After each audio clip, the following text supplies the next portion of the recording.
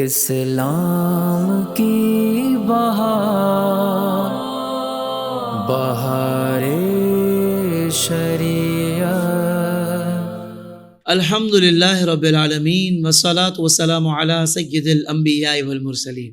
ناظرین کرام، السلام علیکم ورحمۃ اللہ وبرکاتہ۔ میں ہوں آپ کا میزبان حافظ محمد طاہر قادری، اور آپ دیکھ رہے ہیں IDS یعنی اسلامک ڈیجیٹل اسٹوڈیو کے پلیٹ فارم سے ہمارا بہت ہی خوبصورت پروگرام IDS بہار شریعت۔ الحمدللہ ہمارے ساتھ تشریف فرمائے مفتی محمد آصف مدنی صاحب۔ السلام علیکم ورحمۃ اللہ وبرکاتہ۔ السلام ورحمۃ اللہ۔ مفتی صاحب، بہت سارے سوالات آج بھی جمع ہیں، آپ کی اجازت ہو تو شروع کیا جائے۔ ناظرین کرام، آپ بھی اگر کوئی سوال کرنا چاہتے ہیں تو ہمارا ای میل ایڈریس اسکرین پر آ رہا ہے، واٹس ایپ نمبر بھی آ رہا ہے، آپ چاہیں تو میسج ٹائپ کر کے ہمیں سینڈ کر سکتے ہیں، پھر ہم آپ کا سوال بھی کوشش کر کے اس پروگرام میں ضرور شامل کریں گے۔ مفتی صاحب، یہاں سے آغاز کرتے ہیں کہ فی زمانہ ہم دیکھتے ہیں کہ سرکاری اداروں میں جاب حاصل کرنے کے لیے، کسی سیٹ پر جانے کے لیے مٹھی گرم کرنی پڑتی ہے، انڈر ٹیبل کے معاملات بھی ہوتے ہیں، یعنی رشوت دینا لینا، اور اگر نہ کیا جائے تو اس طرح کام ہوتا نہیں ہے الا ماشاء اللہ۔ بعض ہو سکتا ہے جگہوں پر ہوتا بھی ہو، اکثر جگہوں پہ ہو سکتا ہے ہوتا ہو، لیکن یہ بہت زیادہ سنا جاتا ہے کہ فی زمانہ یہ مرض عام ہو گیا ہے۔ تو نوکری حاصل کرنے کے لیے پیسے دینا کیسا، اور اگر کسی شخص کو نوکری کے لیے پیسے دیے اور سامنے والا شخص پیسے کھا گیا اور نوکری بھی نہیں لگوائی، تو پھر ایسے شخص کے لیے کیا حکم ہوگا؟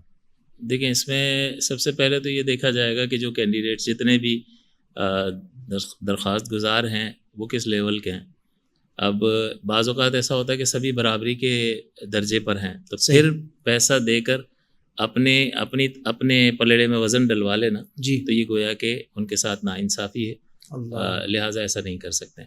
یوں ہو کہ دوسرے جو ہیں وہ یہ زیادہ اپر لیول کا ہے اور دوسرے اس معیار پہ پورا نہیں اترتے ہیں، پھر بھی اس کی طرف جو پیسے دے گا اس کو مل جائے گا، تو پھر اب یہ کسی کا حق نہیں مار رہا، کیونکہ وہ لیول پر پورے ہی نہیں اتر رہے، اور اس کا حق بن رہا ہے بظاہر دیکھا جائے، اور صلاحیت بھی اگر ہو اور اب بھی اسے اس کا حق نہیں مل رہا، تو پھر اس کے لیے دینا درست ہوتا ہے۔ سامنے والے کے لیے تو ظاہر ہے کہ لینا جائز ہے ہی نہیں، کیونکہ وہ تو اس لیے مقرر کیا گیا ہے کہ وہ معیار چیک کرے گا اور صلاحیت دیکھے گا، اور جسے ادارے کے لیے بہتر سمجھے گا اسے منتخب کر لے گا، اس کی ذمہ داری جس کی وہ تنخواہ لے رہا ہے۔ تو وہ اپنے منصب کا اگر ناجائز فائدہ اٹھا رہا ہے تو پھر وہ اللہ تعالیٰ کی بارگاہ میں جواب دہ ہوگا، تو اس کے لیے تو لینا جائز ہے ہی نہیں کسی بھی صورت ہے ہی نہیں۔ ان کے لیے بعض اوقات دینا جائز ہوتا ہے، بعض اوقات دینا جائز نہیں ہوتا۔ اب دے دیے پیسے اور اس نے کام بھی نہیں کیا تو ویسے ہی اس کا تو لینا جائز ہی نہیں تھا۔ اگر اس نے کام کروا بھی دیا تو کیا اس پیسے کا مالک ہو جائے گا؟ نہیں ہوگا۔ یہ اس کا حق اس نے مارا ہے، جو اگر زندگی میں دے دے تو دے دے، ورنہ آخرت میں اس کا حساب دینا ہوگا۔ تو یہ تو کھانے اور نہ کھانے سے متعلق ہی نہیں ہے، نوکری لگوا بھی دی ہے پھر بھی یہ پیسے کا مالک نہیں ہوا، بلکہ یہ اس کو واپس کرنا ہوں گے۔ تو کھانے کی نوکری نہ لگوانے کی صورت میں تو بظاہر ہم یہ دیکھتے ہیں کہ عوض بھی لے لیا اور اس کا بدل بھی نہ دیا، تو پھر تو ڈبل جرم کا مرتکب ہوا، تو بالکل واپس کرنے ہوں گے۔ ہر دوسری صورت میں اس کو یہ پیسہ واپس کرنا ہوگا، وہ مالک نہیں ہے اس کا۔ بالکل ٹھیک ہے۔ مفتی صاحب، یہ عورتوں کے مائک پر نعت پڑھنے کے حوالے سے پوچھا گیا کہ کیا عورتیں مائک پر نعت شریف پڑھ سکتی ہیں؟ لیکن نعت نبی کریم کی تعریف کو کہتے ہیں، چاہے شعر کی صورت میں ہو یا نثر کی صورت میں ہو۔ دوسرا یہ کہ ہر مومن اللہ کے پیارے رسول سے، اپنے آقا سے محبت کرتا ہے۔ جتنا فائدہ حضور کی ذات اقدس سے ہمیں پہنچا ہے کسی نے نہیں پہنچا، اور آگے بھی پہنچتا رہے گا، شفاعت حضور کی قدموں کی برکت سے حاصل ہوگی۔ تو محبت ہے تو امتی چاہتا ہے کہ حضور کی تعریف کرے، تو چاہے عورت ہو یا مرد ہو، تو وہ بالکل نعت پڑھ سکتی ہیں۔ اب آواز کا مسئلہ ہے کہ عورت کی آواز بھی عورت ہے، تو لہٰذا اگر عورتوں ہی میں پڑھ رہی ہے اور تیز آواز سے بھی پڑھ رہی ہے اور غیر محرم تک آواز نہیں جا رہی، بالکل درست ہے۔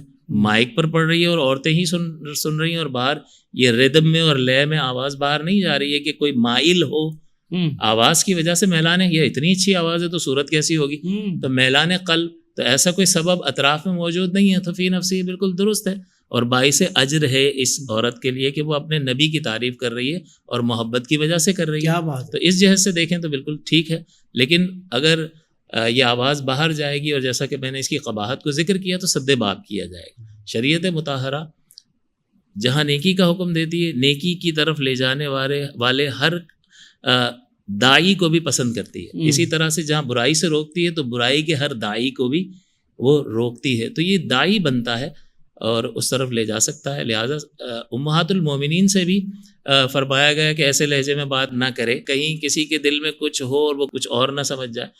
تو جہاں جن سے خطا کا امکان بظاہر نظر نہیں آتا کہ وہ عظیم خواتین لیکن بہرحال عورت ہے, تو بات کرنے کی صورت میں وہ نرم لہجہ اختیار نہ کرے بلکہ ضرورت کی بات کرے, اور ایسا مناسب لہجہ ہو کہ یہ کسی کے دل میں خیال ہی نہ ہو کہ یہ مائل کرنے کی کوشش کرے. تو بازار میں عورتوں کو ضرورت پڑتی ہے, خریداری کرتی ہیں, سب کچھ ہوتا ہے. تو اگر آپ کو ضرورت ہے اور ضرورتاً آپ باہر نکلی اور مرد سے بات کر رہی ہیں تو آپ کی آواز تو پہنچ رہی ہے, لیکن اس میں لہجہ ایسا ہو کہ کوئی ایسا میسج نہ ہو کہ گویا کہ ایسا محسوس ہو کہ لفٹ کرا رہی ہے معاذ اللہ, بلکہ اپنے ضرورت کی بات اور ایسے لہجے میں کہ جس سے بالکل یہ تاثر نہ جائے. تو اس کی تو گنجائش ہے. تو آپ خود سوچئے کہ اب نعت پڑھنا, اس میں تو کرخت لہجہ بھی نہیں ہوتا, اس میں تو لے ہوتی ہے. اب یہ آواز پہنچے گی اور آواز اچھی ہو تو پھر میلان قلب کا باعث بنتی ہے. شریعت اس کا سد باب چاہتی ہے. اور عورت کی آواز بھی چونکہ عورت ہے, یعنی عورت کا لغوی معنی مراد لے تو چھپانے کی چیز ہے, لہٰذا پھر اس کی اجازت نہیں ہوگی کہ عورتیں اس طرح سے مائک پر ایسے نعتیں پڑھیں کہ ان کی آواز نامحرم تک جائے. تو یہ ان کے لیے جو ہے وہ جائز نہیں. مفتی صاحب نے بہت کمال انداز سے مسئلہ بتا دیا. اس پر وہ عورتیں ہماری بہنیں غور کر لیں کہ جو بازار میں جاتی ہیں اور دکانداروں کے ساتھ بہت فری ہو کر بات کرتی ہیں, اور ظاہر بات ہے کہ وہ پردے کا بھی وہ اہتمام نہیں ہوتا, پھر فری ہو کر بات کرنا, ان کے ساتھ کافی دیر تک مطلب ہنسی کھیل اس طرح کی باتیں کرنا ہنس کر, تو پھر وہ فساد کو جنم دیتا ہے. وہ پھر اپنی طرف مائل کرنے کے مترادف ہے, اور پھر اس کے بعد جو آگے کے معاملات ہوتے ہیں پھر بعد میں افسوس ہی رہ جاتا ہے کہ یار یہ کیا ہوا. تو ظاہر بات ہے اگر آپ پہلے ہی ہماری بہنیں اس بات کا خود خیال کریں یا ان کے جو محرم ہیں وہ ان باتوں کا خیال کر لیں, پہلے سے ہی احتیاطیں کر لیں, تو پھر آگے بہت ساری برائیوں سے بچا جا سکتا ہے یا بچایا جا سکتا ہے.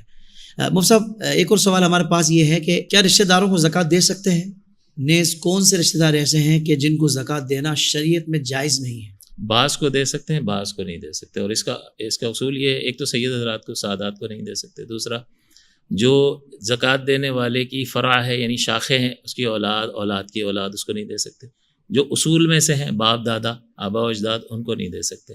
شوہر بیوی کو, بیوی شوہر کو نہیں دے سکتی. اس کے علاوہ جتنے بھی رشتہ دار ہیں ان کو زکوٰۃ دی جا سکتی ہے. اور اس میں رشتہ دار کو زکوٰۃ دینے میں دوہرا فائدہ, ایک صلہ رحمی کا فائدہ اور ایک انفاق فی سبیل اللہ کا فائدہ. اس میں اصل یہ ہے کہ اس میں یہ بھی آزمائش ہو جاتی ہے کہ دو ثواب رکھے گئے اور یہ کہا ہے کہ تم اپنے رشتہ داروں پر پہلے خرچ کرو, کیونکہ رشتہ داروں سے کبھی تکلیف پہنچی ہوتی ہے تو آدمی کہتا ہے یار اس کی تو شکل ہی نہیں دیکھنی, اس کو تو ایک پیسہ نہیں دوں گا. تو بھائی اپنے لیے دے رہے ہو یا اللہ کے لیے دے رہے ہو؟ اگر اللہ کے لیے دے رہے ہو تو پھر اپنے نفس کو دباؤ اور مخالفت کر کے اسی کو دو. کیا بات ہے, تاکہ اپنی آزمائش بھی ہو جائے, اپنے باطن سے یہ بگاڑ بھی نکل جائے اور دوہرا ثواب بھی حاصل ہو جائے. تو اپنے رشتہ داروں کو دینا یہ باعث اجر ہوتا ہے. اور دوسری جو قابل توجہ بات ہے کہ سادات کو نہیں دے سکتے, تو سادات کے لیے امت کے لوگوں سے یہ درخواست ہے کہ جہاں زکوٰۃ لاکھوں کروڑوں روپے میں نکالتے ہیں وہاں کم سے کم کچھ فیصد جو ہے, اگر 1 لاکھ زکوٰۃ نکال رہے ہیں تو 10,000 روپے سادات کے لیے علیحدہ سے کر لے. لاکھ والا 10 لاکھ والا 1 لاکھ کر لے. بہت اچھا. اس طرح سے سادات کرام جب آتے ہیں تو میں نے یہی سنا ہے کہ یار ہمارے پاس تو زکوٰۃ فنڈ ہے. تو زکوٰۃ فنڈ تو ہے لیکن ان کو نہیں دیا جا سکتا ہے. تو ان کے لیے آپ کے دل میں کوئی نرم گوشہ نہیں ہے جن کے نانا کی وجہ سے عزتیں ہیں اور ساری سرفرازیاں ہیں, ان کی اولاد کے ساتھ ہمارا کیا رویہ ہونا چاہیے, اس لیے ہمیں سوچنا چاہیے. تو سادات کرام کے لیے ایک فنڈ علیحدہ سے مختص ہونا چاہیے, اور جب بھی آئیں تو عزت اور احترام کے ساتھ ان کی بارگاہ میں پیش کرنا چاہیے. سعادت مندی کی علامت. مطلب ایک اور سوال ہے یہ کیکڑے کے حوالے سے کہ کیکڑا کھانا اور اس کا سوپ پینا شرعی طور پر کیا اس کی اجازت ہے؟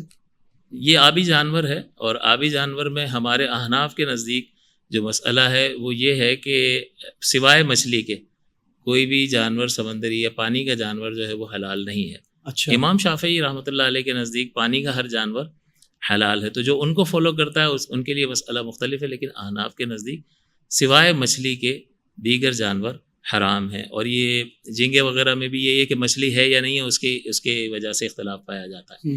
تو یہ کیکڑا مچھلی نہیں ہے, اس پر تو اتفاق ہے, لہٰذا اس سے فائدہ ہم نہیں اٹھا سکتے ہیں, اس کو کسی علاج میں استعمال نہیں کر سکتے ہیں. الا یہ کہ بعض اوقات ایسا ہوتا ہے کہ ویسے تو ہم اگر علاج کے لیے قدم اٹھا رہے ہیں تو علاج کرانا جائز ہے، لیکن جائز چیز سے ہی علاج کریں گے تو اگر دو آپشن موجود ہوں، حرام بھی موجود ہو حلال بھی موجود ہو، تو حرام کو اختیار کرنے کی اجازت ہی نہیں ہے، حلال ذریعے سے کریں۔ اچھا، لیکن ایسی صورت ہے کہ وہی ناجائز ذریعہ موجود ہے اور تجربہ یہ بتا رہا ہے، مشاہدہ یہ بتا رہا ہے، بہت سارے لوگوں نے استعمال کیا اور انہیں فائدہ ہو گیا، تو پھر اس تجربے اور مشاہدے کی بنیاد پر کسی ضرورت مند کی ضرورت کو پورا کرنے کے لیے یعنی علاج کرنے کے لیے بعض علماء اس کی اجازت بقدر ضرورت دیتے بھی ہیں، لیکن اکثر اس پر ہیں کہ چونکہ یہ مچھلی نہیں ہے لہٰذا اس کا سوپ وغیرہ پینا جو ہے یہ عموماً جو ہے جن کو دمے کا مرض ہوتا ہے وہ سردیوں میں اس کو استعمال کرتے ہیں، تو عموماً علماء جو ہے اس کو منع کرتے ہیں، لیکن بعض اس کی جواز کے بھی قائل ہیں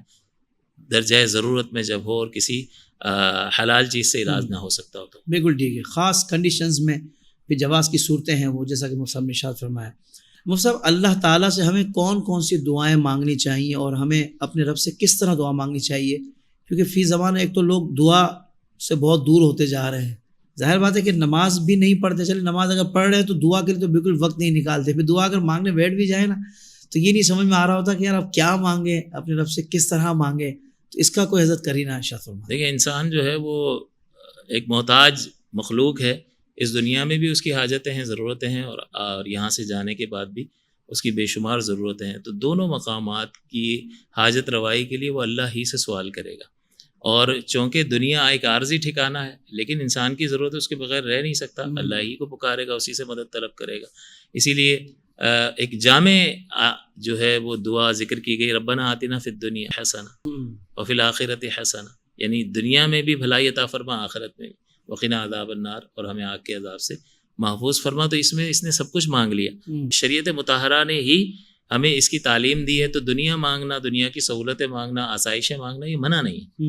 یہ ممنوع نہیں ہے، بلکہ اللہ تعالیٰ نے ہمارے نفع ہی کے لیے پیدا کیے ہیں، لیکن ایک چیز کو مانگنا، اسی کی طرف ساری توجہ ہونا، اور دوسری جو ضرورت ہے اس سے صرف نظر کرنا کہ آخرت سے بالکل آنکھیں بند کر لینا، یہ درست رویہ نہیں ہے، بلکہ دنیا بھی مانگے اور آخرت بھی مانگے، پہلی بات تو یہ۔ دوسرا، مانگنے کا ادب یہ ہے کہ جس سے مانگ رہا ہے اس کی طرف توجہ تو کرے۔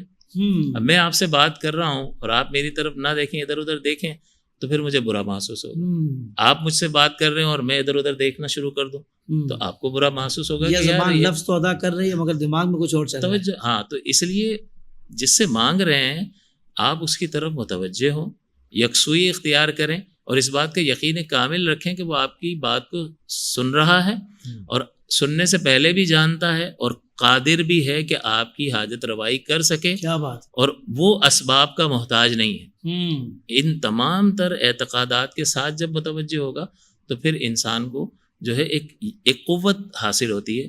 تو ایک تو یہ کہ آداب کا خیال رکھا جائے، دوسرا یہ کہ دنیا بھی مانگے اور آخرت بھی۔ آخری بات یہ کہ جو مانگ رہا ہے اس کی قبولیت چاہتا ہے وہ، لیکن قبولیت کا مفہوم سمجھنے کی ضرورت ہے کہ قبولیت کا مطلب یہ ہے کہ بعض اوقات ایسا ہوتا ہے جو مانگا وہی دے دیا، یہ بھی قبولیت ہے، وہ نہ دیا اس سے بہتر کچھ دے دیا، یہ بھی قبولیت ہے۔ بعض اوقات ایسا ہوتا ہے کہ اس کو آخرت کے لیے ذخیرہ کر لیا، تو بظاہر جو ہے اس کو لگتا ہے کوئی نتیجہ ہی نہیں نکلا، تو لوگ کہتے ہیں یار ہم تو دعا مانگتے ہیں کچھ ہوتا ہی نہیں۔ ارے بھائی، قبولیت کا اگر مفہوم آپ سمجھ لیتے تو آپ یوں نہ کہتے کہ قبول نہیں ہوتی ہے۔ کیا بات ہے، واہ واہ۔ اور نبی اکرم صلی اللہ علیہ وسلم نے یہ خبر دے دی کہ آخرت میں اس کے نامہ اعمال میں بہت سارا وزن رکھ دیا جائے گا، تو کہے گا یہ کون سی نیکی، یہ تو میں نے نہیں کی، تو کہا جائے گا یہ جو وہ دعائیں ہیں جو تو نے دنیا میں مانگی تھی اور اس کا اثر دنیا میں ظاہر نہیں ہوا تھا، تو کہے گا اتنا بدلا۔ اللہ، اب حضور فرماتے ہیں یہ تمنا کرے گا کہ کاش دنیا میں میری کوئی دعائی قبول نہ ہو۔ اللہ اکبر، اللہ اکبر۔ تو ادب پہلی چیز، دوسرا دنیا اور آخرت دونوں کو پیش نظر رکھیں، اور پھر قبولیت کے مفہوم کو پیش نظر رکھیں، تو انشاءاللہ اطمینان قلب حاصل ہوگا۔ سبحان اللہ، سبحان اللہ۔ مفتی صاحب، وہ کہا جاتا ہے کہ اپنا مال اچھی جگہ خرچ کریں، تو یہ اچھی جگہ خرچ کرنے سے کیا مراد ہے؟ ڈپینڈ کرتا ہے کہ کس وقت کیا ضرورت ہے۔ اچھا، اب جیسے سیلاب آ گیا، لوگ آفت زدہ کوئی علاقہ قرار دے دیا گیا، اب وہاں پریشان ہیں، تو اب جو ہے ظاہر ہے کہ دوسری مدعات کے مقابلے میں یہاں پر زیادہ ضرورت ہے۔ زلزلہ آ گیا، وہاں زیادہ ضرورت ہے۔ اور اس کے علاوہ اگر دیکھا جائے نارمل اگر حالات ہیں تو دین کی سربلندی کے لیے خرچ کرنا یہ بہت زبردست چیز ہے۔ آپ اور میں کیوں خرچ کرتے ہیں کہ اللہ تعالیٰ کی رضا حاصل ہو، اور اس کے بدلے میں ہمیں بہتر سے بہتر اجر ملے. اور میرے اور آپ کے آقا صلی اللہ علیہ وسلم نے کیا فرمایا کہ جب کوئی شخص انتقال کر جاتا ہے تو اس کا عمل منقطع ہو جاتا ہے سوائے 3 چیزوں کے. اس میں ایک چیز حضور نے ذکر فرمائی صدقۃ جاریہ، کہ ایسا صدقہ کہ جو جاری، جس سے لوگ نفع اٹھا رہے ہیں. تو پھر کوئی ایسا کام کر کے چلے جانا چاہیے کہ جو آپ کے میرے جانے کے بعد بھی باقی رہے اور لوگوں کو فائدہ پہنچاتا رہے تاکہ مجھے اجر حاصل ہوتا رہے. تو یہ مسجد بنا دینا ہے لوگوں کے لیے، اور بہت سارے ایسے کام ہیں کہ جن کا نفع وہ بعد میں بھی حاصل کر سکتے ہیں. وہ یا کسی کو عالم بنا دیا، کسی کو مفتی بنا دیا، کوئی مدرسہ تعمیر کر دیا. اس طرح کی کوئی انویسٹمنٹ اگر اس نے کر دی ہے تو وہ اسے سینکڑوں برس تک فائدہ پہنچائے گی. ایک عالم اگر شاگرد بناتا ہے، اس کے 100-200 شاگرد ہوتے ہیں، وہ کسی ادارے میں پڑھاتا ہے تو شاگرد یوں ہی بن جاتے ہیں 100-200. اب ان میں سے اللہ تعالیٰ ان سے کیا کیا کام لے گا. یہ فوت ہو جائیں گے، یہ چلے جائیں گے، لیکن ان کا فیض 100-200 سال تک جاری رہے گا. تو یہ بڑی زبردست انویسٹمنٹ ہے. یہ بھی ایک سرمایہ ہے جو وقت ہے انسان لگاتا ہے. اسی طرح تو خرچ کرنے سے پہلے سوچیں کہ کہاں ضرورت ہے، اس کو پیش نظر رکھیں. دوسرا یہ دین کی سربلندی کے لیے خرچ کریں. تیسرا یہ کہ جس میں ثواب جاریہ کا سلسلہ ہو سکتا ہو وہاں پر جو ہے وہ رغبت زیادہ ہونی چاہیے. یعنی کسی بھی کار خیر کی جو جزوی فضیلتیں ہیں وہ اپنی جگہ ہیں، مگر جس دور میں جس موقع پر جو اہم ہے، جو ضرورت ہے کہ لوگ یہاں پیاسے مر رہے ہوں اور ہم کچھ اور دیگر خیر والے کام کر رہے ہوں، تو بہتر یہ تھا کہ ہم ان کو بچاتے پانی پلا کر. ایسا ہی ہے نا؟ جی بالکل. اللہ آپ کو جزائے خیر عطا فرمائے. مفتی صاحب، اگر کوئی 2 سال کا بچہ کپڑوں پر پیشاب وغیرہ کر دے تو ایسی صورت میں کیا حکم ہے؟ دیکھیں، انسان کا پیشاب نجاست غلیظہ ہے. اب انسان کہہ دیا تو اس میں 1 گھنٹے سے لے کر بوڑھے شخص تک ہر عمر کا انسان شامل ہو گیا اور وہ نجاست غلیظہ ہے. لہٰذا اس کا جواب بھی ہو گیا کہ یہ نجاست غلیظہ ہے. اگر 1 درہم سے زیادہ لگ گیا تو یہ مقدار مانع ہے اور نماز نہیں ہوگی. 1 درہم کے برابر لگ گیا دھونا واجب ہے، نہیں دھوئیں گے نماز واجب الادا ہو. 1 درہم سے کم ہے تو دھونا سنت ہے، اور نہیں دھویا نماز ہو جائے گی لیکن ثواب میں کمی واقع ہوگی. مفتی صاحب، یہ بڑا اہم سوال ہے کہ بینک میں جاب کرنا کیسا ہے؟ بینک میں بھی کوئی ایسی جابس ہوتی ہیں کہ جس میں شرعی طور پر کوئی قباحت نہیں ہے؟ دیکھیں، بینک کا ہر کام ناجائز نہیں ہے. ایک آدمی کیش لے رہا ہے، کیش دے رہا ہے، تو اس میں ناجائز کا کیا پہلو آئے گا؟ اسی طرح سے بہت ساری ایسی ٹرانزیکشنز کو ریکارڈ کر رہا ہے جس میں سود کا کوئی ریکارڈنگ نہیں ہو رہی ہے. وہ ڈیبٹ کریڈٹ سارا کمپیوٹر میں پوسٹنگ کر رہا ہے، چیکس آ رہے ہیں، ڈپازٹ ہو رہا ہے اور پیمنٹ نکل رہی ہے تو وہ اس کی پوسٹنگ کر رہا ہے. تو اس میں ناجائز پہلو کون سا ہے؟ تو بہت سارے کام ہیں کہ جس میں سود کی جو ہے وہ اختلاط نہیں ہے، ملاوٹ نہیں ہے. تو اس کا مطلب یہ ہوا کہ جو ناجائز کام ہے وہ ناجائز رہے گا اپنے مقام پر، لیکن بہت سارے ایسے کام ہیں جو جائز ہیں. تو اس کا مطلب یہ ہے کہ ہم یوں نہیں کہہ سکتے کہ بینک جو ہے اس میں جاب کرنا ہی ناجائز ہے یا اس کا ہر کام ناجائز ہے، بلکہ جو سودی معاملہ ہے وہ بالکل ناجائز ہوگا اور وہ منع ہوگا. اس کے علاوہ جتنی بھی چیزیں ہیں اس کی شرعی حیثیت کو دیکھ کر تعین کیا جائے گا. پھر اگر کوئی شخص یہ کہے کہ نہیں ہر ایک چیز ناجائز ہے بینک کی، تو پھر آپ بینک میں پیسہ کیوں رکھتے ہیں؟ وَلَا تَعَاوَنُوا عَلَى الْإِثْمِ وَالْعُدْوَانِ، برائی کے کاموں میں تعاون نہ کرو. تو بینک میں پیسہ رکھیں گے تبھی تو بینک چلے گا. تو پھر بینک میں رکھنا، جو اعتراض کر رہا ہوتا ہے بینک میں پیسہ بھی رکھ رہا ہوتا ہے. تو پھر ایسے ادارے کو استعمال کرنا اور ان لوگوں کو کام دینا، یہ ناجائز پر ابھارنا ہے اور تعاون کرنا ہے گناہ پر، جو جائز نہیں ہوگا.